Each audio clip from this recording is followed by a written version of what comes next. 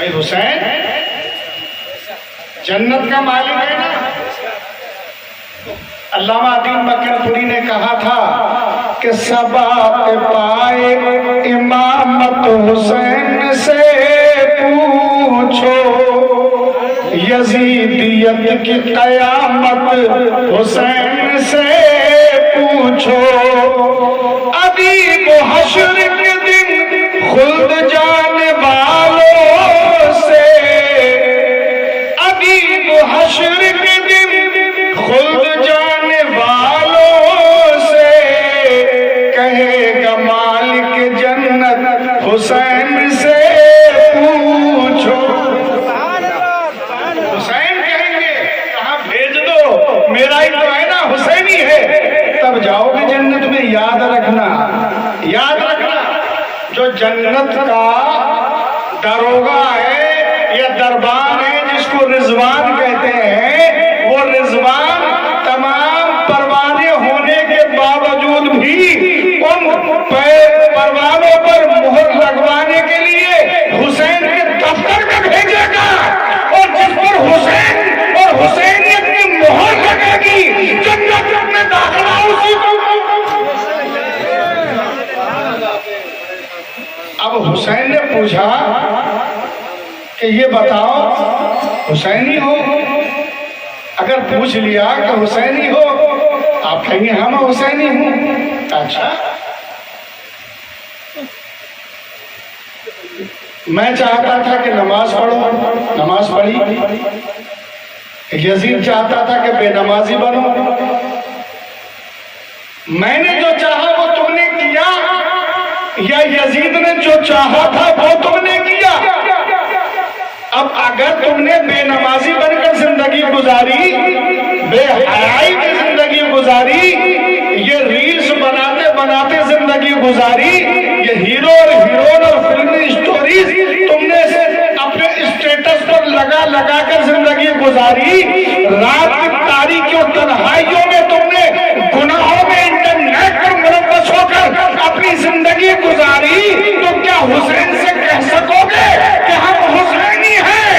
امام حسین فرمائیں گے ارے دن پوری زندگی نوکری تو یزید کی اور دفتر حسین سے اجرت مانگنے کے لیے آیا. ٹھکرا نعرہ تکبیر، نعرہ رسالت، نعرہ حیدری، ذکر شہدائے کربلا، ذکر شہدائے کربلا، عتیق احمد صاحب قدیری، عتیق احمد صاحب قدیری، نعرہ تکبیر، نعرہ رسالت. پتہ نہیں واٹس ایپ پہ کون کون سی ڈی پی لگاتے ہو، تمہاری ڈی پی گنبد خضرا کے سوا کچھ ہونا نہیں چاہیے. تمہارا اسٹیٹس مدینہ ہے، تمہاری سٹوری کربلا ہے، تمہارے ہیرو کا نام حسین ہے، تمہارے رہبر اور لیڈر کا نام علی اکبر ہے، تمہارے معیار کا نام علی اکبر ہے.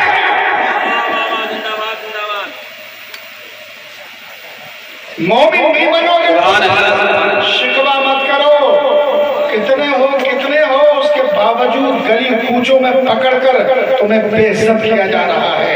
اس لیے اب تم کہو کہ ہم سربلند کہاں ہیں، اس کا مطلب یہ ہے کہ تم نے جس تھیوری کو پڑھا تھا اس کے پریکٹیکل کرنے میں تم سے چوک ہوئی ہے. اگر تم نے پریکٹیکل میں جتنی ریکوائرمنٹ تھی اتنے ایسڈ ملائے ہوتے تو پھر تمہارا نتیجہ اور رزلٹ پازیٹیو ہوتا.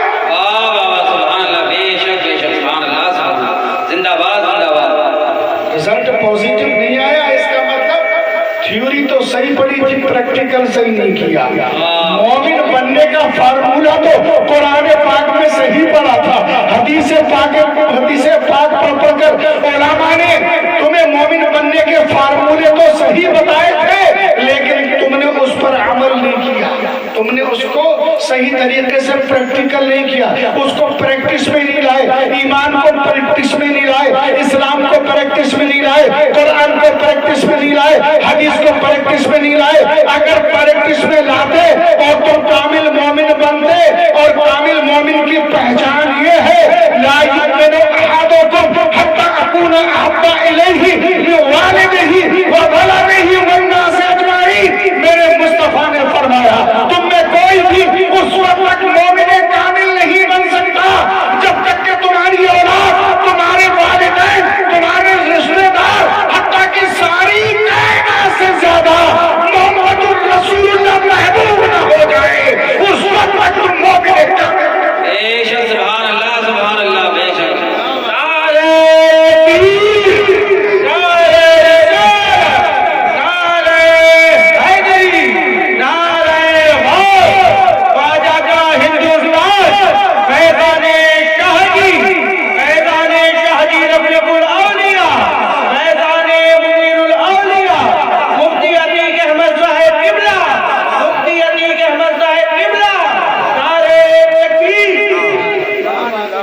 ہم کیسے مومن ہیں؟ شیپ بنا کے ہم دیکھتے ہیں شیشے میں کہ ہمارا چہرہ اچھا لگ رہا ہے؟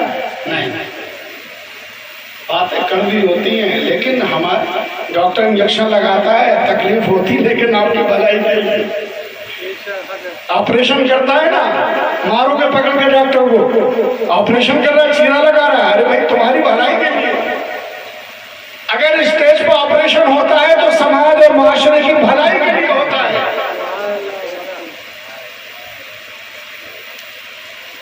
مومن اللہ کے رسول کی ہر ادا سے پیار کرنے والا، وہی تو مومن ہے اور وہی بلند رہے گا۔